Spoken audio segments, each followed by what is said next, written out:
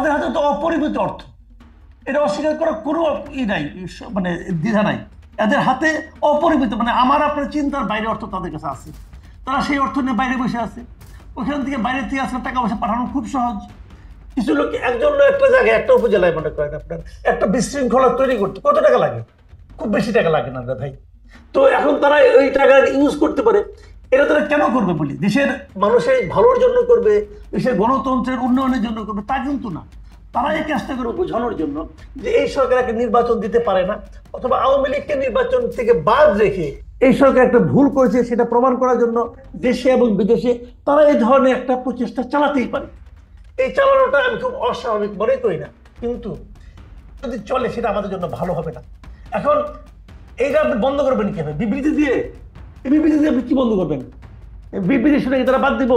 বরঞ্চ আমি মনে করি এই সমস্ত বিবৃতি তাদেরকে আরো উৎসাহিত করবে, বলবে দেখো ওরা আমাদেরকে ভয় পাচ্ছে। কাজে এটা হলো সরকারের দায়িত্ব, সরকার এটা কিভাবে হ্যান্ডেল করবে। আওয়ামী লীগকে তো সরকারই নিষিদ্ধ করছে, সরকারকে বুঝতে হবে এই দলটাকে নিষিদ্ধ করলে পর, এটা আওয়ামী লীগের বড় দল রে ভাই, একটা বড় দলকে আপনি নিষিদ্ধ করছেন, তার তো অনেক নেতা কর্মী এই দেশে আছে, তার অনেক সমর্থক আছে, এই দল যে করে না তাও আওয়ামী লীগকে ভোট দেয় এমন লোক অনেক আছে। তো তাদের তো আপনি মন খারাপ করছেন, মন ভেঙে দিয়েছেন, তো তাদেরকে আপনি কিভাবে হ্যান্ডেল করবেন তার একটা প্ল্যান আপনার থাকতে হবে। সেই প্ল্যানটা এই সরকার আছে কিনা আমি জানি না। যদি সেই প্ল্যানটা প্রস্তুতিটা সরকারের না থাকে তাহলে কিন্তু নির্বাচনে ঝামেলা হতে পারে, আবার নাও হতে পারে। আমি জাস্ট একটা আশঙ্কার কথা বললাম।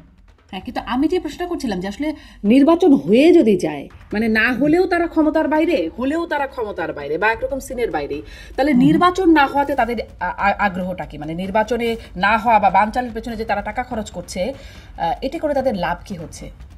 বা লাভ হয় না, তারা তো এটা বলার চেষ্টা করবে, মানুষকে বোঝানোর চেষ্টা করবে, দেখো আওয়ামী লীগকে বাদ দিয়ে নির্বাচন করলে নির্বাচন করাটা কত কঠিন। তবে এই যে ধারণাটা মানুষকে দিতে চেষ্টা করবে, দেশবাসীকে দেওয়ার চেষ্টা করবে, দেশের বাইরে দেওয়ার চেষ্টা করবে, তারা এই চেষ্টা করবে না? করবে। নির্বাচন যদি বানচাল, মানে আমি জাস্ট একটু বোঝার জন্য জিজ্ঞাসা করছি, যদি বানচাল করা হয় তাহলে তো নির্বাচনটা হলো না, মানে এই সরকারই থাকলো, শুনেন, তাই না? হলো না, নির্বাচন একদম বানচাল করবে, নির্বাচন হবে না, এত ক্ষমতা বাইরের থেকে করা সম্ভব না ভাই। ওই দুই একটা জায়গায় হয়তো আগুন টাগুন লাগাবে, দুই একটা জায়গায় একটু ভাঙচুর করবে, এই করবে, এর চেয়ে বেশি কিছু করা সম্ভব না। আচ্ছা 2014 নির্বাচন আপনি আমার বলেন, 2014 সালে কিন্তু বিএনপি যদি তোর প্রপার ইলেকশন হইতো 2014-তে, তাহলে বিএনপি ক্ষমতায় আসতো রে ভাই, সিম্পল একদম। আওয়ামী লীগ একদম উড়ে যেত, বিএনপি যখন ক্ষমতায় আসতো 2014-তে, যদি নির্বাচনটা একটা তত্ত্বাবধায়ক গভর্নমেন্টের আন্ডারে যদি হইতো, তাহলে তখন বিএনপি কত স্ট্রং পার্টি ছিল, তার সঙ্গে ছিল জামাত, জামাত এবং বিএনপি মিলে কি 2014 নির্বাচন বন্ধ করতে পারছিল? তারা কি ভাঙচুর এবং এই সমস্ত আপনার বিভিন্ন ঘটনা কি তারা ঘটায় নাই, চেষ্টা করে নাই, পারছে? পারে নাই তো রে ভাই, এটা কঠিন। শুনেন, সরকার রাষ্ট্রযন্ত্র যে, সে কিন্তু আমি মাঝে মাঝে বলি যে সরকার হচ্ছে দেশের সবচেয়ে বড় মাস্তান, তাদের হাতে সমস্ত কিছু আছে, তারা যদি চায় তাহলে এটাকে থামানো কঠিন। কাজেই আওয়ামী লীগের ওই নির্বাচন, যেটা কোনো নির্বাচনই না, সেই নির্বাচনকে ওই সময় সবচেয়ে জনপ্রিয় দল বিএনপি এবং তার সঙ্গে জামাত একটা অর্গানাইজ, তারা দুইটা মিলে থামাতে পারে নাই, এটাকেও আওয়ামী লীগ বাইরে থেকে থামাই দেবে এটা মনে করি।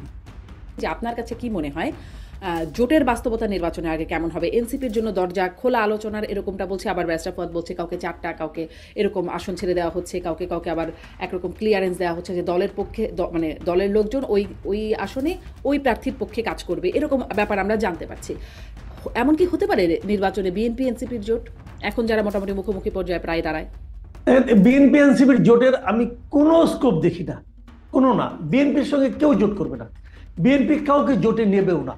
বিএনপি যদি নিতেও চায় কেউ যাবে না বিএনপির সঙ্গে। আমি কারণটা বলি আপনাকে, কারণটা হলো গিয়া যে এইবার জোটের নিয়মটা হলো, এইবার তো জোটে যে যাবে সে তো তার নিজের প্রতীকে ইলেকশন করতে হবে। সমস্যাটা হলো এই জায়গায়, হয়তো সেখানে ধানের শীষ থাকবে না, কিন্তু ধানের শীষটা আপনি আরেকজনকে দেবেন না। এখন যখন আপনি নিজের প্রতীকে ইলেকশন করবেন তখন ওখানে বিএনপির কিছু বিদ্রোহী প্রার্থী ঠিকই দাঁড়ায় যাবে, আপনি ফেরাতে পারবেন না। বাংলাদেশের কালচার এটা না। যখন বিএনপির একজন বিকল্প প্রার্থী দাঁড়ায় যাবে, তার কাছে ওই নিজের প্রতীক নিয়ে ইলেকশন করা ছোট দলের প্রার্থী ধরাশায়ী হবে। এটা একদম রিয়েলিটি। আপনি যত চেষ্টাই করেন আপনি ফেরাতে পারবেন না রে ভাই। কাজেই বিএনপির সঙ্গে জোটে যাওয়া মানে আত্মহত্যা করা, সিম্পল আত্মহত্যা করা। কেউ যাবে না বিএনপির সঙ্গে জোটে। এখন সেক্ষেত্রে বিএনপিকে একাই নির্বাচন করতে হবে, এটা বিএনপির জন্য একটা ভালো হবে আমি মনে করি, কারণ তারা অন্যদের নিয়ে কি করবে, তারা তো নিজের দলের মধ্যে এটা থামাতে পারবে না। আপনি দেখেন না, এই যে নুরুল ইসলাম নুরুল হক নূর, উনি যে ওনার এলাকায় গেল, ইলেকশনের এখন কত দূর, কত বাকি, বিএনপির কেন্দ্রীয় কমিটি থেকে বলা হয়েছে তার পক্ষে কাজ করার জন্য, উনি যে আটকে পড়ছে, আসতে পারে না, তার পথ আটকাই দিচ্ছে, এরে ফোন করে তারে ফোন করে, তারপর তাকে অনেকক্ষণ আটকে থাকতে হয়েছে, হয়েছে কিনা? তো এটা কি বিএনপি সাপোর্ট করে? সেন্ট্রাল কমিটি করে না তো, কিন্তু তারপরে তো তারা কিছু করতেও পারে নাই। এই জন্য কি বিএনপি কাউকে বহিষ্কার করতে পারছে, কিছু করতে পারছে? ভাই বড় দলের অনেক সমস্যা, যেমন জামাত ইসলাম পারে, কারণ তাদের একটা কন্ট্রোল আছে পুরো দলের উপর, এটা তো বিএনপির নাই। বিএনপি চাঁদাবাজি থামাতে পারছে না, আর ইলেকশন কেমন থামাবে ভাই? 5 বছরের জন্য একটা জমিদার হওয়ার সম্ভাবনা পারবে না। তো সেক্ষেত্রে আমি মনে করি যেটা, যে বিএনপিকে বাদ দিয়ে অন্য যে দলগুলো আছে তারা যদি একটা আপনি জোটবদ্ধ হয়, নির্বাচনী জোট করে, এটা তো আদর্শিক জোট হবে না, যে নির্বাচনী জোট করে, সেটা আমি মনে করি ভালো হবে। এরকম কোনো আলোচনা আছে কিনা, এরকম কি একটু 2 লাইনে একটু শুনে ফেলি আমি। হাতের বিকল্প পাউরুটি সিরিয়াল ভোটারদের সামনে আছে না? খুব সুন্দর করে বলেন তো, শুনতে ভালো লাগে, বাট আমি মনে করি এটা বাস্তবতা নয়, একেবারেই বাস্তবতা নয়। উনি অনেকগুলি এক্সাম্পল দিলেন, এই কথাটা আপনিও বললেন যে এই যে লোকগুলি, এই যে দলগুলি হারিয়ে গেছে, এটা হারিয়ে গেছে এই কারণে তারা মানুষের মন থেকে হারিয়ে গেছে। কাউকে জোর করে কিন্তু হারানো হয়নি, কাউকে নিষিদ্ধ করা হয়নি, বলা হয়নি যে তুমি ওই দলটাকে ভুলে যাও। যদি বলা হতো তাহলে ওই দলের সমর্থন আরো বাড়তো। মানুষ তার উপরে আপনি চাপায়, আমি ধরুন কিছুই বুঝি না, কিন্তু তারপর আপনি আমাকে চাপাই দেবেন, আমি মানবো না। এটা হলো মানুষের একটা নর্মাল, একটা মানে স্বাভাবিক একটা প্রবৃত্তি। আপনি কারো কিছু চাপাই দিলে সে মানবে না, একদম মানবে না। আমি বলি আপনাকে, গত বছর অগাস্টে যদি একটা ইলেকশন হতো, অগাস্টে অথবা সেপ্টেম্বর অথবা অক্টোবরে যদি একটা ইলেকশন হতো, সেই ইলেকশনে আওয়ামী লীগের মানে ভরাডুবি হতো এই দেশের মানুষ। যদি আওয়ামী লীগকে নিয়ে ইলেকশন হতো, যে তোমরা আসো সবাই ইলেকশন করো, শেখ হাসিনাও ইলেকশন করুক, সবাই মিলে করুক, ইলেকশনে আওয়ামী লীগের ভরাডুবি হতো। ভরাডুবি 10টা আসন পেতে কিন্তু আমার সন্দেহ আছে, এটা ছিল। কিন্তু যতই দিন গেছে আওয়ামী লীগের মধ্যে মানুষের সিম্পেথি বাড়তেছিল। কেন বাড়তেছে বলেন তো? বাড়তেছে কিন্তু এটা বাস্তবতা, আমরা মাঠে যাই ভাই, আমরা শুনি এগুলো। কেন বাড়তেছে? বাড়তেছে এই কারণে, যখন তারা দেখতেছে আওয়ামী লীগের নাম উচ্চারণ করলে পরে তাকে পেটানো হচ্ছে, আওয়ামী লীগের বিভিন্ন বাড়িঘর ভাঙচুর করা হচ্ছে, তারা মজলুম দল হিসেবে দাবি করবে। ওই লিডারটা মনে করেন সে করাপ্ট লিডার, কোনো সন্দেহ নাই, সে মানুষের ক্ষতিও করছে, তাও কোনো সন্দেহ নাই, সে মানুষকে অত্যাচার করছে, তাও সন্দেহ নাই। কিন্তু যখন তার বাড়িটা আপনি ভেঙে দিচ্ছেন, আগুন দিয়ে জ্বালিয়ে দিচ্ছেন, এটা কিন্তু আমরা ওখানকার সাধারণ মানুষের মধ্যে একটা নেগেটিভ ইম্প্যাক্ট ফেলতেছে। তারা বলতেছে যে ওটা একটা খারাপ ছিল, ঠিক আছে বিচার করবো, কিন্তু তুমি আগুন ধরে জ্বালাই দিলে কেন? হিসাবটা কিন্তু এই জায়গায়। এখন আপনি যখন আওয়ামী লীগকে নিষিদ্ধ করে দিলেন, এটা দিয়ে কিন্তু আপনি আওয়ামী লীগকে মানুষের মন থেকে মুছে ফেলতে পারবেন না ভাই। মানুষের মন ব্ল্যাকবোর্ড না যে আপনি ডাস্টারতে মুছে ফেলালেন, মুছতে পারবেন না। বরং তাদের প্রতি মানুষের একজন সিম্পেথি তৈরি হতে থাকে। মানুষ তখন এমন এমন উদাহরণ তৈরি করে, মানে আমি নিজের উদাহরণ কিন্তু শুনেছি, এমন এমন উদাহরণ বলতেছে, আমি নিজে ভাই আমি কি বলবো, এটা আজকেও আমি শুনছি। আমি নিজে আজকে প্রেস ক্লাব থেকে কারাট বাজার আসছি মেট্রো রেলে গেলে, ওইখানে দাঁড়ায় আমাকে বলতেছে ভাই খুব তো আওয়ামী লীগের তাড়াইলেন, খুব আমাকে তারা বলতেছে আপনি তো আওয়ামী লীগকে তাড়াইছেন, এখন এই মেট্রোর মতো একটা কিছু আনান না দেখি, 1 বছর তো হয়ে গেল, একটা খাম্বা তো গাড়তে পারলেন না। তারা কিন্তু কম্পেয়ার করতেছে, অথচ এই মেট্রোতে কত টাকা লুটপাট হয়েছে এটা নিয়ে কিন্তু কোনো আলোচনা হচ্ছে না। তো এই কম্পারিজনটা কিন্তু আগে ছিল না। যতই দিন যাবে এগুলি বাড়তে থাকবে। কেন বাড়তে থাকবে? কারণ তাদেরকে আপনি মাঠে দাঁড়াতে দিচ্ছেন না, তাদেরকে আপনি কোথাও চলতে দিচ্ছেন না। আচ্ছা আওয়ামী লীগের রাজনীতি আপনি নিষিদ্ধ করছেন, ঠিক আছে, আমার কোনো আপত্তি নাই, গভর্নমেন্ট মনে করছে এটা নিয়ে পরে আলোচনা হবে। বাট যে আওয়ামী লীগ করতো, তাহলে একটা উপজেলা আওয়ামী লীগের সভাপতি, তার বিরুদ্ধে কোনো মামলা নাই, তাকে যাই যদি 10টা পলিতে প্রলাপাত দিয়ে চট থাপড় মারে, কেউ তাকে বাঁচাতে আসবে না। সবাই বলবে কি আওয়ামী লীগের স্বৈরাচারের দোসর ছিল।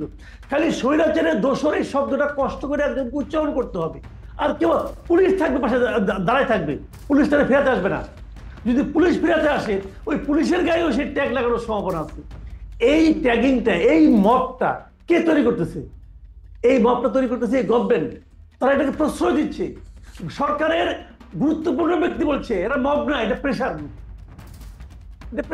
সরকারের গুরুত্বপূর্ণ ব্যক্তি যখন মবকে প্রেশার গ্রুপ হিসেবে আখ্যায়িত করে, বিশেষায়িত করে, তখন তারা বাড়ছে। যতটা মব হচ্ছে ততটা কিন্তু এই দলের মধ্যে মানুষের সিম্পেথি বাড়তেছে। এবং এই পুরো কাজটা বুঝে হোক না বুঝে হোক এই সরকার করতেছে। এই আমি তো বলি যে আওয়ামী লীগকে যদি পুনর্বাসন ধরেন, আওয়ামী লীগ ফিরে আসতে 50 বছর লাগতো, ধরা যায় কথার কথা, সেটা কিন্তু এই সরকার প্রত্যেকটা ঘটনার মাধ্যমে 5 বছর 10 বছর কিন্তু এগিয়ে আনতেছে। একসময় আমি বলবো আওয়ামী লীগকে বলবো আপনার তোমরা এই সরকারের প্রতি কৃতজ্ঞ থাকবো, কারণ এরা তোমাদেরকে পুনর্বাসনের জন্য যা যা করা দরকার সব করে দিচ্ছি। তো এটা হলো কি বাস্তবতা, ওয়াইপ আউট করা সম্ভব না, এটা হয় না পৃথিবীতে। যাকে আপনি নিষিদ্ধ করবেন, জামাতকে গত 15 বছর রাস্তায় দাঁড়াইতে যায় রে ভাই। জামাতের 2 জন লোক বসে একটা রেস্টুরেন্টে চা খাচ্ছে, ওইখান থেকে ধরে নিয়েছে যে সরকার বিরোধী ষড়যন্ত্র করতেছে, অতএব জেলে ঢুকাই দিল। করছে না, এখানে করছে তো। জামাতকে আপনি নিঃশেষ করতে পারছেন? জামাত আগের চেয়েও শক্তিশালী হয়ে ফিরে আসছে। বিএনপিকে নিঃশেষ করা গেছে, বিএনপিকে ঠেলতে ঠেলতে বলতে শেষ পর্যন্ত বলে কি যে বিএনপি একটা সন্ত্রাসী দল। জিয়াউর রহমানকে বঙ্গবন্ধু নিজে বলছে বীরোত্তম খেতাব দিচ্ছে তাদেরকে, তারে বলে সে নাকি আইএসএর এজেন্ট ছিল, বলছে তো আওয়ামী লীগ। কেউ প্রতিবাদ করতে পারছে? পারে নাই, গায়ের জন্য চালিয়ে গেছে। আর কদিন পরে হয়তো খেতাব প্রত্যাহার করে নিত। এগুলি করে কি বিএনপিকে নিঃশেষ করা গেছে? মানুষের মানে বিএনপির প্রতি সিম্প্যাথি আরো বাড়ছে। এটাই হয় যখন আপনি মানে কাউকে মানে এইভাবে অত্যাচার করতে থাকবেন। আপনি বিচার করেন না, বিচার করেন, কোনো সমস্যা নাই, বিচার করেন, যত লোককে পারেন বিচার করেন, আইনের মাধ্যমে আসেন। একদম স্পষ্ট। আমি আরেকটা প্রসঙ্গে একটু যাই, আপনি নিঃশেষ করতে পারবেন না। না, আমার কথাটা হলো কি জানেন, এই ভূখণ্ডে 2টো অপরাধ হয়েছে, ধরে নিচ্ছেন গণহত্যার মতো অপরাধ 2বার হয়েছে। হত্যা মামলা তো ভাই কখনো তামাদি হয় না, তাই না? আপনারা দুজনই মোটামুটি আইন সম্বন্ধে আমার চেয়ে ভালো জানেন। হত্যা অপরাধ কিন্তু কখনো তামাদি হয় না, এটা আপনি 100 বছর পর করতে পারেন, কোনো সমস্যা নাই। এই ভূখণ্ডে 2টো গণহত্যা হয়েছে। আমরা 2টো গণহত্যারই একজন, আমি তো কোনো পলিটিক্স করি না, আমি একজন সাধারণ মানুষ হিসেবে আমি 2টো গণহত্যারই বিচার চাইব।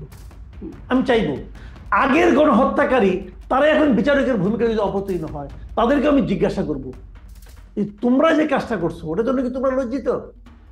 ওই যে বললেন তওবা কমিশন বললে আগে তওবা করে আসেন না, আপনারা তো তখন ছিলেন না, এত সময় তখন আবার ছোট ছিল।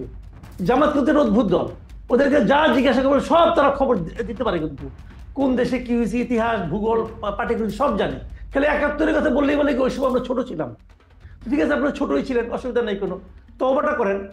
অথবা আপনাদের যারা বড় ছিল তারা যে কাজটা ঠিক করেন এই কথাটা বললে কিন্তু আমরা একটু স্বস্তি পাই। 2টোই হতে হবে, সব গণহত্যার বিচার হতে হবে। এই যে পররাষ্ট্রমন্ত্রী বলে গেল আমাদের দেশে এই 2টারই সমাধান হয়ে গেছে, এটা এক ধরনের অধ্যত্ত। এই অধ্যত্তটা আমরা তাদের ডেকে এনে এই অধ্যত্তটা আমরা শ্রবণ করলাম, আমরা এই জন্যই ডেকেছিলাম কিনা জানি না, এটা এক ধরনের অধ্যত্ত। ভাই পৃথিবীতে আপনি যদি কোনো গণহত্যা করেন, এই ধরনের কোনো ঘটনা, আপনি বলেন ইরাক কি কুয়েতকে ক্ষতিপূরণ দেয় নাই? দিয়েছে তো ভাই, দিয়েছে, দিতে হবে আপনাকে। এটা তো আপনি আমাদেরকে দিবেন না কেন? ওই আলোচনাই তারা করবে না। এখানে যে বিহারিরা আটকে আছে ওরা তো এখনো বাংলাদেশের নাগরিকত্ব নেয় নাই, তো ওদেরকে আপনি নিবেন না? এই আলোচনায় মীমাংসা কবে হলো? আচ্ছা, উনি বলছেন মীমাংসা নাকি 2বার হয়ে গেছে। কাগজ দেখান, কোথায় মীমাংসা হয়েছে, দেখান কাগজটা। উনি বলছেন নাকি ভুট্টো সাহেব 74-এ আসছিল, 2000 সালে পারভেজ মোশাররফ আসছিল, তাই দেখান না কোনো চুক্তি হয়েছে, কি হয়েছে, কিভাবে হয়েছে দেখান। বলেন যে হ্যাঁ বুঝলাম, তাহলে শেখ মুজিব তাকে আনলো কেন, শেখ মুজিব তাকে জড়াই ধরলো কেন, এগুলি বলেন আপনি। শেখ মুজিব ভুল করছে এই জন্য এটা বলবো না, সে ভুল করতে পারে, 2000 সালে যে ক্ষমতা ছিল সে ভুল করতে পারে, কিন্তু আমার যে দাবিটা, জাতি হিসেবে আমাদের দাবিটা, এটা তো ভ্যালিড, সেটা আপনি আমাকে দেখান কোথায়। তো উনি যেটা বলছেন ওটা এক ধরনের অধ্যত্ত, এবং সেই অধ্যত্ত দেখাই গেছেন। আমাদের দেশে আমাদের পররাষ্ট্র উপদেষ্টা তো এটা প্রতিবাদ করছেন, উনি যেটা মানেন নাই, উনি ঠিক বলেন নাই। তো আমি আমাদের পররাষ্ট্র সচিব আমাদের গভর্নমেন্টের কাছ থেকে এ ধরনের আচরণ আশা করি, তারা ঠিক করেছেন যে নির্বাচন ফেব্রুয়ারিতে হবে, এটা এভাবেই আমি ভাবতে চাই। কারণ আমি আসলে নির্বাচন চাই, কারণ একটা সরকার দেশে থাকবে, তাদের কোনো জবাবদিহিতা থাকবে না। এই সরকারের কোনো জবাবদিহিতা নাই, কিন্তু এই সরকার কিছু একটা করলো, আমি প্রশ্ন করলাম, আমি প্রশ্ন করার কি, তারা আমাকে জবাব দেবে কেন? এটা কিন্তু এইভাবে চলছে। কিন্তু যদি এটা জনগণ দ্বারা নির্বাচিত একটা সরকার হতো, তাহলে তাদের কিন্তু একটা ভয় থাকতো, তারা আগামীতে নির্বাচিত না হতে পারে যদি জনগণকে সে বিরক্ত করে। তো আমি একটা নির্বাচিত সরকার সবসময় চাই, যে সরকারটা আমি বলতে পারবো আমার সরকার। তো সেই বিবেচনায় নির্বাচনটা এবার আমি মনে করেছিলাম যে নির্বাচনটা ফেব্রুয়ারিতে হবে, এবং এখনো মনে করি। আমি এখনো মনে করি ফেব্রুয়ারিতে নির্বাচন হবে। এই কারণে মনে করি যে প্রধান উপদেষ্টা নিজে বলেছেন উনি ফেব্রুয়ারিতে নির্বাচন চাচ্ছেন, এবং ওনার কথা অনুযায়ী পরের দিনে উনি ইলেকশন কমিশনে চিঠি পাঠিয়েছেন, ইলেকশন কমিশন প্রস্তুতি নিচ্ছেন, এবং যেখানে যেভাবে হওয়া দরকার ফেব্রুয়ারিতে নির্বাচন হওয়ার জন্য সবকিছু সেভাবেই হচ্ছে। এরই মধ্যে নির্বাচন কমিশনের দৃঢ়তা মনে হয় এক জায়গায় একদিনকে দেখলাম সিইসি বলে বসলেন সরকার যদি তার মতো করে করতে চায় তাহলে উনি পদত্যাগ করে ফেলবেন। বেশ একটা দৃঢ়তাপূর্ণ কথাবার্তা উনি বলেছেন, আমার ভালোও লেগেছে শুনতে। আর প্রশ্ন হলো জামায়াতে ইসলাম এবং এনসিপি তাদের যে দুটো দাবি, এই দুটো দাবিকে আপনি একেবারে উড়াই দিবেন? আমার কথা হলো এটা, তারা তো এটা দাবি করেছে ভাই। বিএনপি বড় দল, কোনো সন্দেহ নেই। এখন বিএনপির একটা দাবি আছে, বিএনপি একটা বক্তব্য আছে, জামাত ইসলামের একটা বক্তব্য আছে, এনসিপির একটা বক্তব্য আছে। আমি কিন্তু তিনটা বক্তব্যের কোনটা সঠিক কোনটা বেঠিক এটা নিয়ে আলোচনা করছি না। এই আলোচনা আরো অনেক পরে আলাপ, হয়তো আমার সেই যোগ্যতাও নাই, পরবর্তী যদি বলতে পারবো অল্প অল্প করে যা বুঝি। কিন্তু আমার কথা হলো কি, তিনটা দল তো, আপনি তিনটা দলকে যদি মূল দল ধরি আমরা, আমি এনসিপিকে মূল দল ধরি না আসলে। আমি এনসিপিকে ওরকম দল ধরি, এনসিপিকে আমি এবি পার্টিরও নিচে ধরি, যাতে এখানে আছে আমাদের এখানে, সেজন্য আমি মনে করি যে এবি পার্টির চেয়েও অত বড় দল না, এই পার্টির নিচের দল যেটা। তারপরে ধরলাম, তর্কের খাতিরে ধরি, তারা যে দাবিগুলো তুলেছে এই দাবিগুলো কিন্তু আপনাকে বিবেচনায় নিতে হবে ভাই। আপনি গাইড জন্য কিছু করতে পারবেন না, আপনাকে বিবেচনা নিয়ে বুঝাইতে হবে যে কেন এই দাবিটা ঠিক না, এটা আপনাকে বলতে হবে। এবং যে দাবিটা এনসিপি করেছে, এনসিপি দাবিটা কি একদম অযৌক্তিক? আপনি সেভাবে ভাবেন। ওরা বলতে যাচ্ছে যে আপনারা একটা সনদ করলেন, জুলাই সনদ করলেন, সবগুলি রাজনৈতিক দল মিলে বসে করলেন, করার পর সেই সনদে কিছু নিয়ম, ধরেন আমরা যদি শুনলাম আর কি যে ৭৩টার ব্যাপারে বোধ হয় তারা একমত হয়েছে মোটামুটি, আরোগুলি আছে যে ৭৩টা যে আলটিমেটলি থাকবে, পরবর্তী সরকার যে এগুলি ফলো করবে তার গ্যারান্টি কোথায়? এখন তারা যদি গ্যারান্টিটা চায়, এটা অনেক অন্যায়। যদি গ্যারান্টি না থাকে তাহলে আর দুই বসে এই সমস্ত এই যে চা বিস্কুট খাওয়ার প্রয়োজনটা কি ছিল? এই প্রশ্ন তো উঠতেই পারে। এখন সেটাকে ৭৩টা একমত হয়েছে, কিন্তু ৭৩টা আপনি কিভাবে বাস্তবায়ন করবেন এটা নিয়ে কিন্তু ঝামেলা এখন চলছে। এটা নিয়ে ওনারা এনসিপি একভাবে চাচ্ছে, জামাতে ইসলাম আরেকভাবে চাচ্ছে, বিএনপি আরেকভাবে চাচ্ছে। এই তিনটার সুরাহা হইতে হবে ভাই, আমরা সুরাহা চাই। আওয়ামী লীগ আসলে অনেক টাকা ঢালছে, বা এস আলমের সাথে বৈঠকের যে ব্যাপারটা, জনাব মাসুদ কামাল, আমি শুনছিলাম মির্জা ফখরুল ইসলাম আলমগীরও বলছেন যে শেখ হাসিনা দিল্লিতে বসে নির্বাচন বাঞ্চানের ষড়যন্ত্র করছেন, ২৫০০ কোটি টাকা ইতিমধ্যে ঢেলেছেন, এটি মির্জা ফখরুল ইসলাম আলমগীর বলছেন। আমি একটু এটা আপনার কাছ থেকে বুঝতে চাই যে আওয়ামী লীগ নির্বাচন না হলে তার লাভ কি, আর হলে নির্বাচনটা হয়ে গেলে তার ক্ষতি কি? তারা তো আসলে দেশের বাইরে, বা ঠিক দেশের রাজনীতির সিনের বাইরে আছে। দেখেন, এটা আসলে ব্যাপারটা হলো কি, আওয়ামী লীগ এই মুহূর্তে তারা কিন্তু রাজনৈতিকভাবে বাংলাদেশে অনেকটা কোমার মধ্যে আছে আর কি। কোমার মধ্যে এরকম তারা আছে কিন্তু নেই, তাদের কিন্তু নিষিদ্ধ করা হয় নাই, বা তাদের রাজনৈতিক কর্মকাণ্ডকে নিষিদ্ধ করা হয়েছে। হাইপোথেটিক্যালি ধরেন যদি আওয়ামী লীগ থাকতো, যদি আওয়ামী লীগের রাজনীতিকে এই গভর্নমেন্ট নিষিদ্ধ না করতো, ধরা যাক হাইপোথেটিক্যালি, তাহলে কি আওয়ামী লীগ নির্বাচনে অংশ নিত? আমার মনে হয় নিত না। এটা আমি মনে করি আওয়ামী লীগ নিজের স্বার্থে এটা নিত না। আমি একটু ব্যাখ্যা করি। নিরপেক্ষ তত্ত্বাবধায়ক সরকারের অধীনে নির্বাচন চায় কেমন করে? সে তো নিরপেক্ষ তত্ত্বাবধায়ক সরকার এই কনসেপ্টে বিশ্বাস করে না, সে তো এটাকে বাদ দিয়ে দিচ্ছে। এখন করছেন, এখন কেন করবে? উনি যেটা বাদ দিচ্ছেন, নিরপেক্ষ তত্ত্বাবধায়ক সরকারের যে কনসেপ্ট, এটাকে হত্যা করছে কি ঠিক আছে না? তো এখন উনি চান কি? উনি কি নিজের থুতু ফেলে দেওয়া থুতু নিজে আবার চাটবেন? ওনার মতো নেত্রীর কাছে যেটা আশা করি না। উনি তো আপসহীন ব্যক্তি, উনি এটা বলেন কেন? যাক, এটা ওনার বলা সাজে না ভাই। কিন্তু ওরা কেন করতো না সেটা আমি আপনাকে একটু বলি টেকনিক্যালি। তারা করতো না এই কারণে, আওয়ামী লীগের যারা নেতৃবৃন্দ আছে এরা যদি আপনি স্তর বিন্যাস করেন, প্রথম স্তরের নেতা নেত্রী কেউ বাংলাদেশে ওপেন নাই, হয় জেলে নয় বাইরে। দ্বিতীয় স্তরের নেতা যারা আছেন তারাও প্রচুর কামিয়েছেন, তারাও বাইরে। তৃতীয় স্তরের নেতারাও নাই, তারাও বাইরে, কেউ পালিয়ে আছেন। যদি আওয়ামী লীগ নির্বাচনে অংশ নিত, এদের নামে সবার মামলা মোকদ্দমা আছে, তাহলে কারা নিত? প্রত্যেকটা উপজেলায় প্রত্যেকটা আসনে চতুর্থ স্তরে যারা নেতা আছে তারা হয়তো নির্বাচনে অংশ নিতে পারতো, যদি আওয়ামী লীগ ইলেকশন করতো। আমি আবার বলছি, এটা কিন্তু হাইপোথেটিক্যাল কথা বলছেন। যদি আওয়ামী লীগ নির্বাচনে অংশ নিত, এই যে চতুর্থ স্তরে যারা নেতা তারা ইলেকশন করতো, এবং যাদের কেউ জিততো কেউ হারতো, কিন্তু তারা কিন্তু দলের নেতৃত্বে চলে আসতো। তখন এই প্রথম 3 স্তরের নেতৃবৃন্দ এরা কিন্তু মনে করতো তার নেতৃত্বটা গেল, আমি আপনাকে এক্সাম্পল দিয়ে বলি, ফেনীতে জয়নাল হাজারী একসময় কিন্তু বিশাল কিছু ছিলেন। পরবর্তীতে ওনার অনুপস্থিতিতে ওনার যিনি ড্রাইভার এই নিজাম হাজারি, উনি বলছেন আমার ড্রাইভার, আসলে হয়তো ড্রাইভার না, হয়তো কাজিন, কিছু একটা হবে না। নিজাম হাজারি যখন এমপি হয়ে গেলেন, জয়নাল হাজারি কিন্তু ফেনীতে ঢুকতে পারে নাই ভাই। ওনার মতো দাপটের ব্যক্তি জয়নাল হাজারি ঢুকতেই পারে নাই। কাজে এই তৃতীয় সারির লোকজন যখন নেতৃত্বে চলে আসতো, তখন আওয়ামী লীগের প্রথম, দ্বিতীয়, তৃতীয় সারি যারা নাকি এখনো মনে মনে কল্পনা করে কোনো একদিন তারা দেশে ব্যাক করবেন, তাদের ব্যাক করার সুযোগ থাকতো না। এই জন্য তারাই নির্বাচনে অংশ নিতে দিত না। তো এটা আমি একটা হাইপোথেটিক্যাল কথা বললাম। তাহলে এখন কি হয়েছে, তাদের এই কাজটা সরকার নিজেই করে দিছে, যে যাও তোমাদের আসতে হবে না, তোমরা নির্বাচন করতে পারবে না। এখন তারা কি করবে?